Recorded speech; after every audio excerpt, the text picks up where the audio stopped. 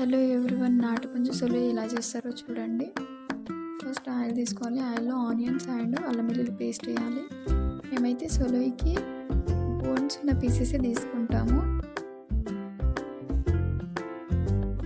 Chicken add చేయాలి.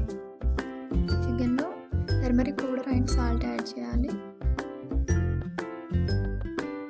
మొత్తం mix అవ్వాలి. ఆయిల్లోనే కొంచెం సేపు మగ్గనివ్వాలి. ఆ తర్వాత వాటర్ యాడ్ చేసుకోవాలి. అది ఉడకడానికి మనకి ఎంతైతే వాటర్ కావాలో అంత యాడ్ చేసుకోవాలి. నేనైతే 2 గ్లాసులు వాటర్ యాడ్ చేసుకుంటున్నాను.